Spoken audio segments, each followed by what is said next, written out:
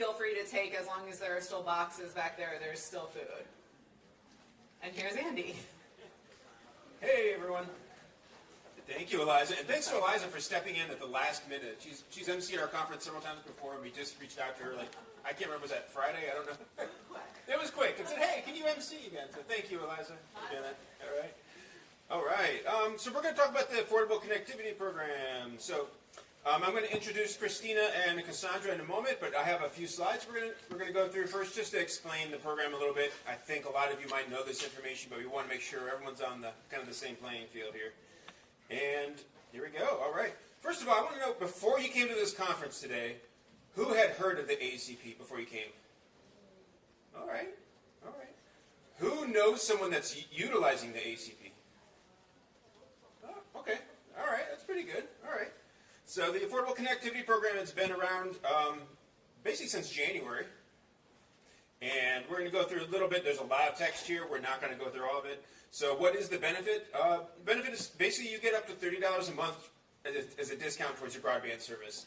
And allows you to choose whatever ISP you want to use, but you get the $30 a month towards that as well. And up to 75 months if you live in tribal lands as well. So 75 a month for that. And also, depending on the ISP, your internet provider, some of them are participating in the program for discounts for $100 towards a laptop or desktop as well. So it all depends on the internet provider for that too. So, and this is a benefit that's coming out of the Digital Equity Act funds from the infrastructure funds that the federal government passed a while ago. So who's a household? So basically a household is a group of people who live together and share money and related to each other. So I think we all know what a household is for the most part. But you can qualify it as a household, so you can't have multiple people receiving the same benefit that are living under the same household. So that's the one thing that is a limitation of this. But that's also similar to many other benefits we're all aware of as well. So, but there are worksheets that help people determine that as you're filling out the Affordable Connectivity Plan information. There are some ways to assist you in understanding that. So, yeah, household eligible as, you know, if you are receiving other benefits, if your household income is at or below 200% of the federal poverty guidelines, and also if you meet some of these other criteria as well. If you're receiving SNAP, Medicaid, all those kinds of other benefits, you also qualify. If you have a student in the free lunch program, which all Philadelphia students, our public school students, are in the free lunch program as well. So,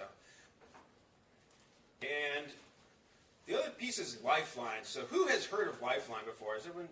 This is an interesting one too. All right. So Lifeline's been around for a long time. If you ever see those taxes on your cell phone bills or your landline, you used to get some of the other charges on there. That all went to support Lifeline, which is a $10 a month program, or $9.25 towards either your landline or your cell phone or internet in the past as well. And what's great about the ACP is that you can actually use Lifeline for your phone and then use the ACP for your internet as well. So you're getting, you know, around $39 a month towards both of those things to help you afford all of those together. So, and all right. And AffordableConnectivity.gov is the national verifier that they're using, basically to verify that you're qualified for the ACP. And that is one thing we're going to talk with Cassandra about and Comcast as they're working through those things as well, and how to actually get folks enrolled. And that's what a lot of our digital navigators are doing. The roles that they're taking on right now is helping people figure out this national verifier as well. But AffordableConnectivity.gov is the main website for that, and it has all the information there you might need as well. And, all right, how does it protect customers? So these are the things that we're talking about as well. As it's not connected to any specific ISP. You're not being forced. You can still have that choice. That's one of the ways it does this. And it doesn't matter your credit status as well. So you might be in debt somewhere. You might owe some money towards ISP, but you should be able to still get the ACP for that too. So you're not liable for an early termination fees. You know, the potential for bill shock or other financial harms is not there as well. So there's a lot of really good protections here for consumers as they're applying for this as well. And, right. And you can also, the FCC is also funding certain things as well as being an outreach partner. So there are funds for the FCC if you want to be someone that goes out and helps people get connected or learn about it and do outreach around that. There are availabilities for that, as well as you can request speakers to come to events through this as well. So the ACP speakers at fcc.gov, or you can become a partner yourself to that outreach at fcc.gov as well. right? And there's a lot of resources here which are probably not helpful via the screen right now. So. But these are all online, so if you go to the TLCphilly.org's website and the conference link, you will find links back to all of these presentations. Should be up there as well, all accessible from there. All right, and now I'm going to bring up Christina Roskowski, who is from Comcast. She is, oh, I'm going to forget this, Christina. Oh, I just had it up there. I have it. Christina is a Senior Director for Digital Equity with Comcast, and she's going to here to talk about the ACP participation with Comcast. Thank you, Christina. Thank you very much. Hi, everyone. All right, so bear with me. I only have a short period of time, and I'm used to running my mouth for a very long period of time on this stuff, so I'm going to try to keep it, make it make sense. Also, my colleague Bob Smith in the back of the room told me this is a very no-nonsense group, so I've done my best to eliminate the nonsense, but if I haven't, I apologize. Okay, so Comcast, we're happy, proud, excited to be participating in ACP. And so the way I've sort of thought about breaking out and talking about our participation is in three main ways. So product, process, and partners. So I know most of you, hopefully all of you, are already familiar with the Internet Essentials program. So this is our low-cost, high-speed broadband for low-income individuals and families. Over the course of the pandemic, we increased speeds 3 times, so it's up to 50 over 10 now for Internet Essentials. We also created Internet Essentials Plus, also fully covered under the ACP benefit. So that's $30, and that's got speeds of 100 over 10. Thank you.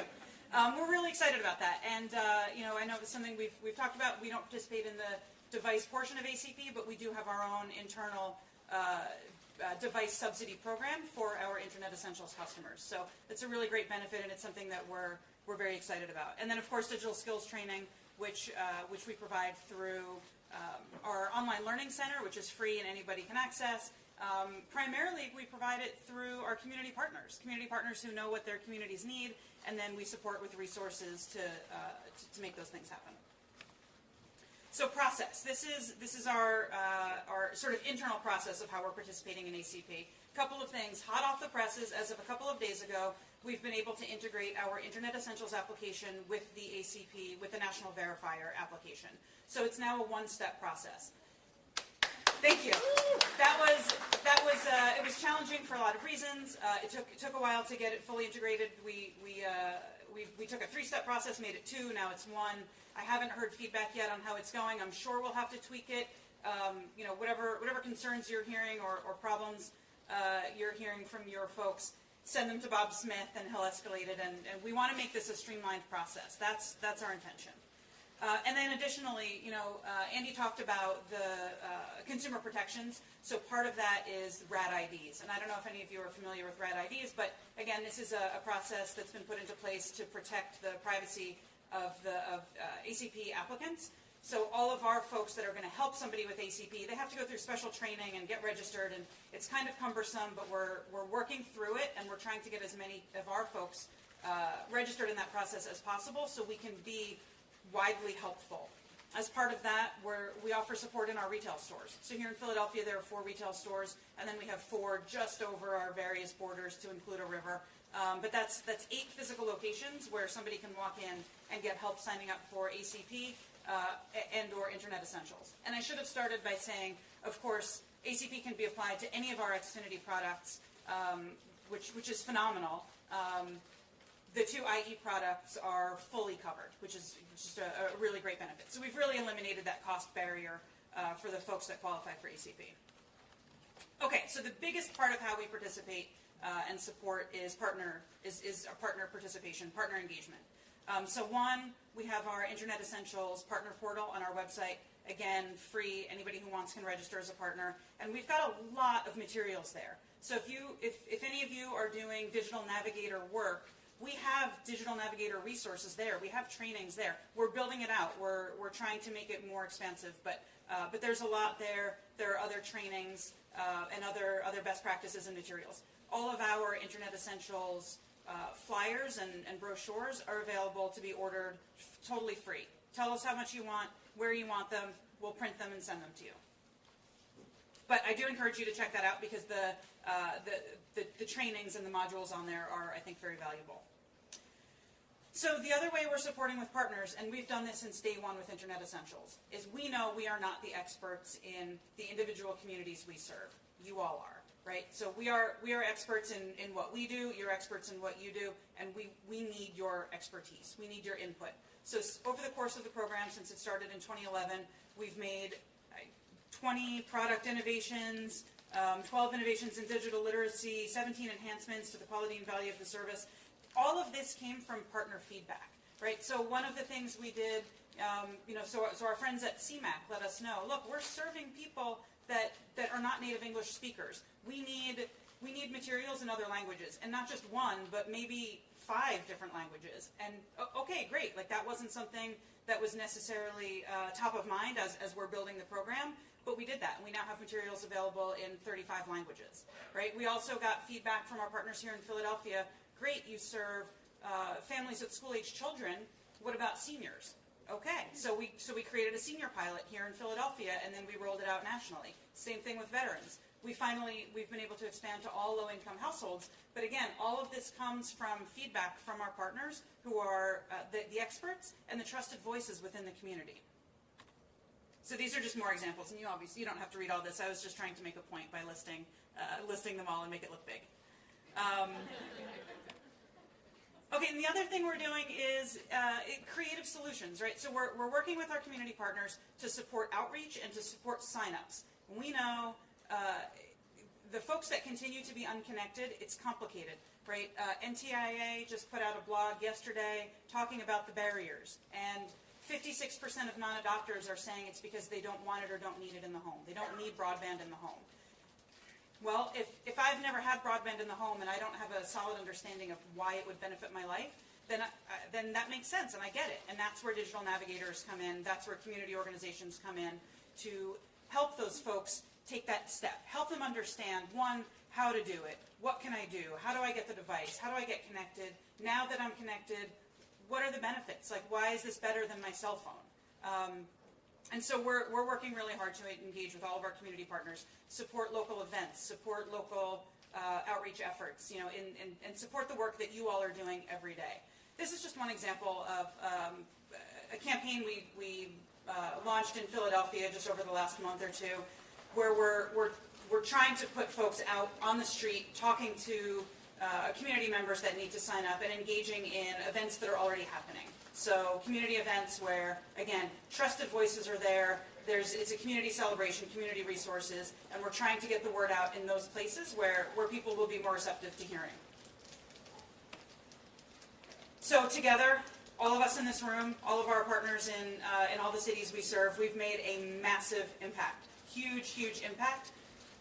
Right now, we are in a moment in time where we have a once-in-a-generation opportunity to push that impact to the next level. So again, this is an example of what we've all been able to do together through the Internet Essentials program and through all of your help for the last 11 years. And I'm hopeful, to come back here next year, the year after, and see some of these numbers double. But I went through that incredibly quickly. There are 3 of us from Comcast in the back of the room. I know you all know Bob Smith. Everybody in Philadelphia knows Bob Smith. He's the expert in Philadelphia, but there are two others here that we can try to answer some questions or talk about your programs or talk about, again, creative solutions. How do we get the word out? How do we support people signing up for ACP? How do we support digital navigator programs? How do we think about applying digital navigator work in the work that you're already doing? All right, so we're ready. Let's do this. That's it.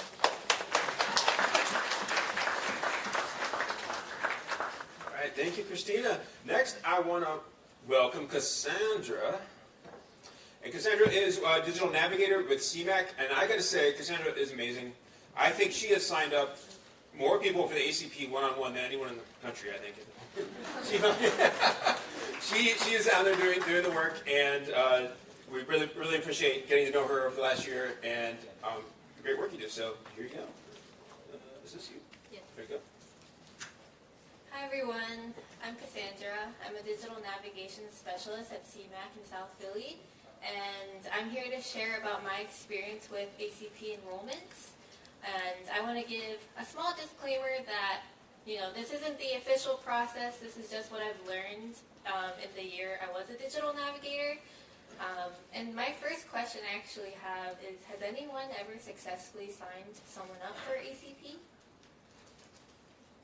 Okay, cool, awesome. There could be more hands. So that's what this is for. So I'm going to go through this kind of quick to leave some questions at the end. And this is online, and it's meant to serve as kind of a guidebook for you to use in your personal life and work life. So there are three steps to this process. And the first thing I say is to gather all your documents so you can be prepared in the beginning, just in case you have to submit any documents. The second step is to sign up on the National Verifier so you can get the application ID number that's approved. And the third step is to apply that application ID number with your internet provider. There are 3 steps, but sometimes it's not that easy. I say, the application is in English and Spanish, but for me as an English speaker, it's not as transparent and easy. I still go through a lot of difficulties, and for our clients specifically, it's very hard to enroll them. So, step 1, gather your documents. I say you need the internet bill first with the account holder's name, the address, and this part is important because it must match what's on the National Verifier. The second thing you need is a public benefits letter because that's what makes you eligible for ACP, and the name of the internet bill must be included on the public benefits letter. And then if you have a social security number, you can provide the last 4 digits. It's the fastest way to get approved, but of course you don't need that. You can provide a driver's license or other identification. And then another thing that I learned is you need the email address used on the internet service to match the one that's provided on the National Verifier. Okay, I'm just going to talk about, there's a lot going on here, but this is what I mentioned in the beginning. At the bottom here, also another disclaimer, we have a lot of clients who have Comcast, but you can also use Verizon for ACP. But anyways, this here is the internet bill that you would use and cross-check with the National Verifier. So if the person's name on the internet bill has their first and last name, it's best not to include their middle name because you could get it could cause problems from what I've learned. And then the other thing is the street address. So if the street address is spelled a certain way on the internet bill, make sure to spell it the same exact way on the National Verifier. Do not abbreviate anything. And that's pretty much it. And then, of course, you create an account on the National Verifier. This part is important because if you have to access it in the future, you have to use your username and password. And for some people, it's not always clear that you have to write down your passwords and remember them for the future. All right, and the final step in the ACP or the National Verifier process is to actually choose your qualifying program. So as Andy said, you can have SNAP, Medicaid, SSI, or receive the Pell Grant or free and reduced lunch, other things here. My tip is they do not accept the physical cards as forms of eligibility. You have to send them the official document that you receive in the mail, or you can go on Compass and download the My Benefits off of their website. Sometimes people get approved automatically, but I noticed for our clients who are from immigrant and refugee populations, they don't always get approved right away, even though they have all the documents and eligibility that they need. And the final step is when you're fully approved, you can take the application ID and sign up online, which I think is the easiest, or you can call their customer service number. As I mentioned, it's important that all the information that you wrote on the National Verifier matches what you used to sign up on the Xfinity or Verizon website, or else it won't be approved. For example, if you have both Medicaid and SNAP, but on the National Verifier you click SNAP, but on Xfinity you say you're eligible through Medicaid or on Verizon, it won't be approved. In the process, I would say this whole thing can take, 3 to 5 days. for some of our clients, it's taken up to a month, unfortunately. And I think I'll skip this part. We can save questions for the group. Another thing I wanted to share is once someone has ACP active on their account, specifically with Comcast, and this is where people who have the full price internet but they have ACP, they can downgrade to Internet Essentials Plus to get their service completely free. So a lot of our clients like to utilize that. For example, people pay $100 to $200 and only get a $30 discount, and it's not enough for them to save money. So they want to downgrade to Internet Essentials from their Performance Pro Internet or Internet Essentials Plus, depending on how many people are in their household. So free internet is an option if they have internet with Comcast. And I know Verizon has their own ACP program as well, but I don't have much experience with them. Okay, and yes, that's all.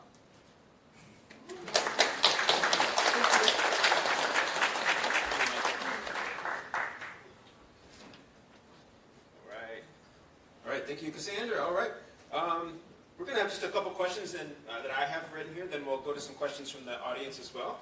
And thank you both. This was such a great presentation, great information. And so a couple quick things.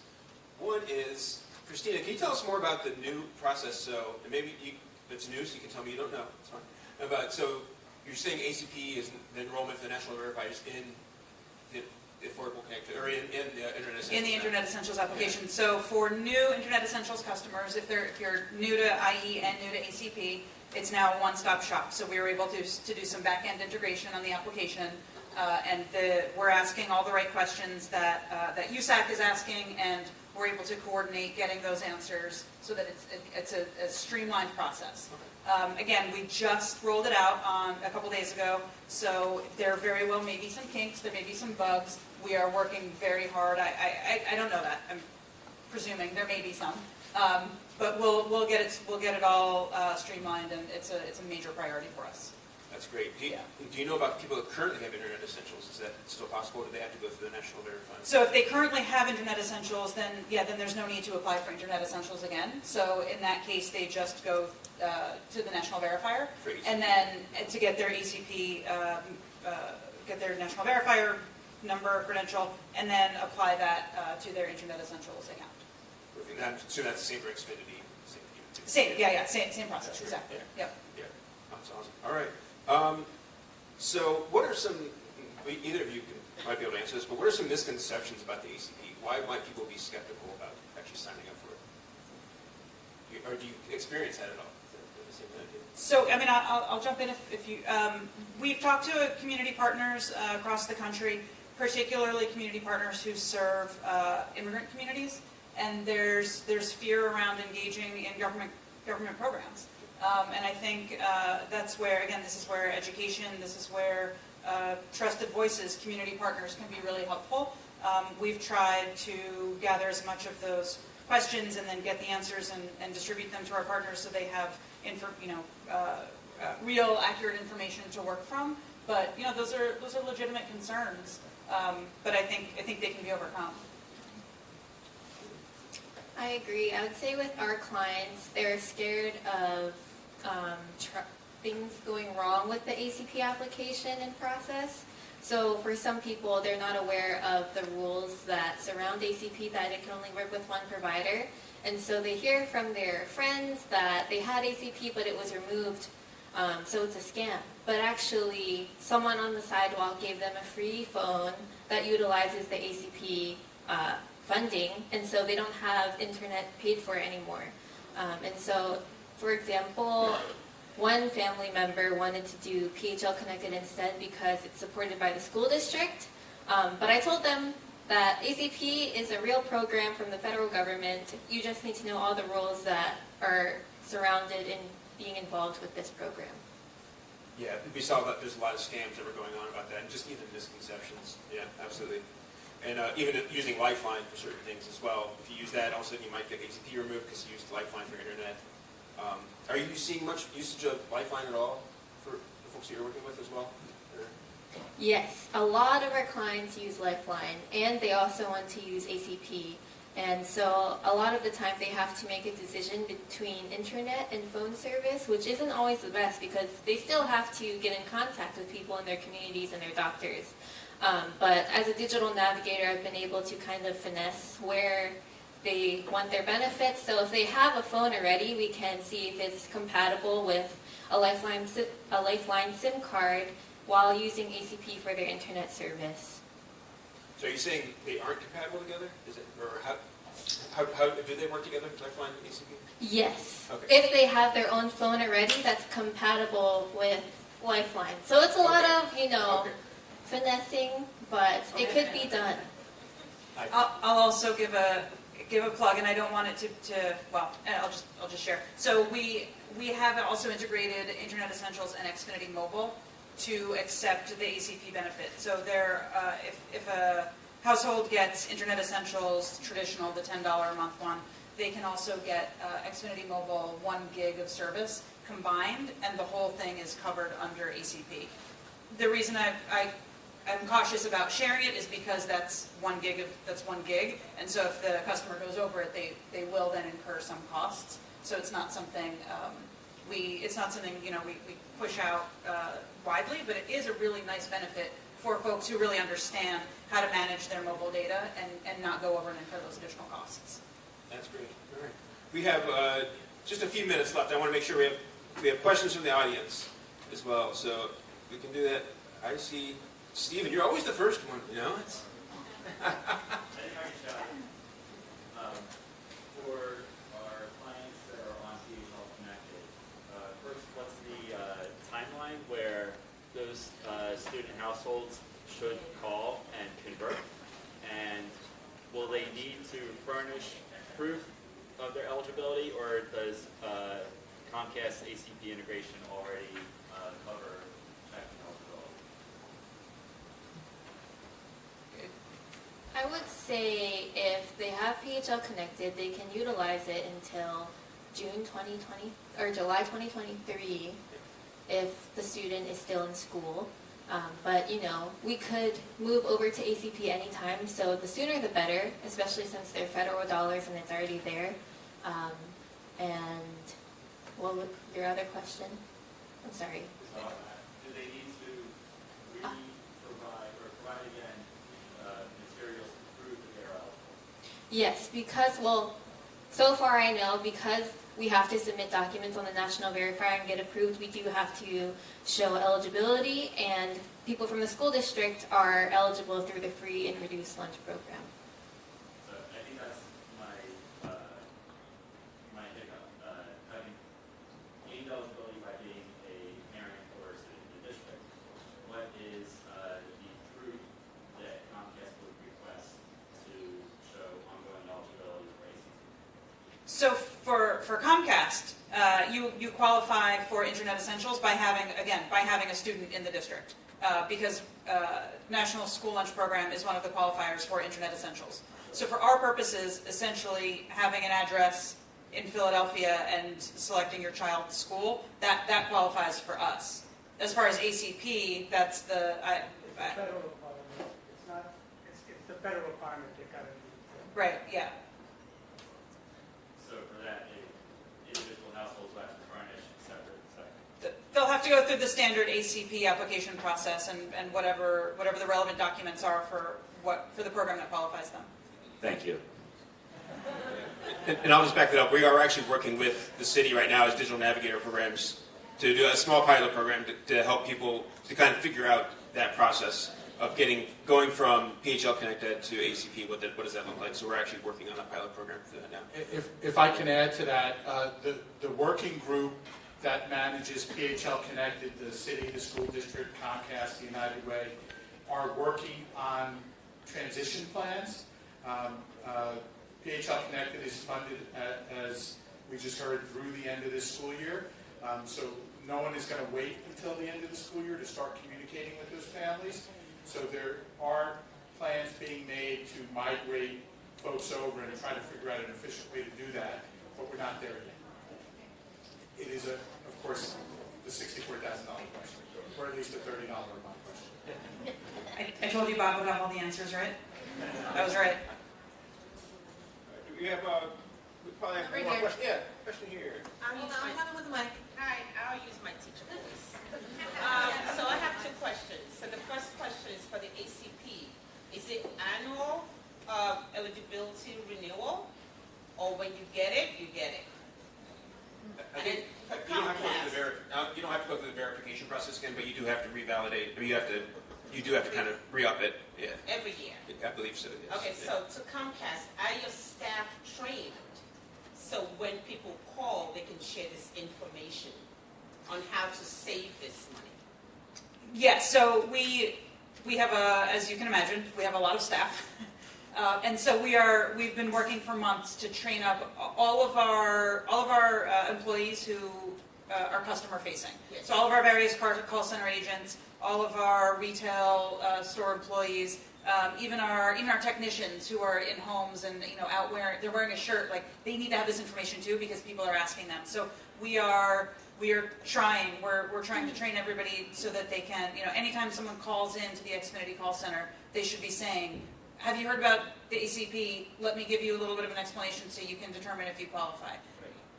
That, call centers have turnover, so it's an ongoing process, but it's a major priority for us. I've never heard of it, and I work with communities. Okay. My son, who is in Temple Med School, is the first one that said it to me. I'm like, what is that?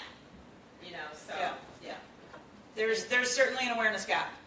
And that's, I gave examples of some of the activities we're doing here in Philadelphia. We're also participating in a pilot program with 5 laundromats around the city, thinking like, all right, how else do we reach people? How do we reach communities? If these are households that are not connected to the internet, then the standard internet ads aren't going to work, right? So we're trying to get creative with this outreach and engagement, and this is where we welcome the expertise of everybody in the room. If you have interesting ideas, better ideas for how we can reach people, and like yourself, and make people aware, we're all ears.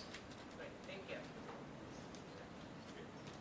We have time for one more question, then we need to get you onto your next breakout session. Any other? Alex? Hey, I was just wondering about the routers, if how routers are calculated into ACP and Comcast Internet Essentials. So do people receive a free router? Is it a normal Comcast router? Yep. Is it the same as what you would get if you paid for an expensive plan? So for Internet Essentials, we call it a gateway because it's a wireless, it's a modem and router in one. There's no charge for our gateways. Our gateways are for Internet Essentials and Internet Essentials Plus. They are included in the cost of the program. So there's no fine print when I say IE and IE Plus are fully covered under ACP. There's no asterisk saying, oh, but the equipment. No, the whole thing is covered. As far as what the equipment is, we're constantly innovating and rolling out new high-tech, fancy gateways. And I'll tell you, I never have the latest one. It takes a while to, for them to make their way around. Most of our IE customers, some end up with the latest one. They usually have, the one that I have in my house. So it's not a subpar piece of equipment, but we are typically rolling out the newest, shiniest ones to our brand new customers that are signing up, coming from another provider.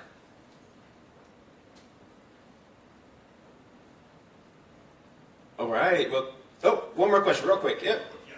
It's hard to see with these lights. Hi, Joe, BM with Pebble. The word household is thrown around a lot. I just wanted to know, is there anything that, I was wondering, is there anything that is in the works for people experiencing homelessness? As far as, they're a vulnerable population too, they need access to utilities and information just as everyone else. Are there any programs or anything like, Yeah, so you can. I believe you can use ACP for a hotspot or for your cell phone as well.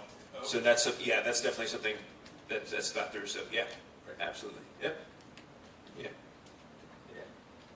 I'd like to add that as long as the individual has public benefits, then they're eligible for ACP. And like Andy said, it's not only valid for at-home internet, because there are people experiencing vulnerable situations. So they could get a phone that has data on it and a hotspot. So, like I said, a lot of finessing. All right. Well, thank you, everyone. And please give a round of applause for Christina and Cassandra. Thank you so much. And I guess we're kicking off with Eliza here. All right.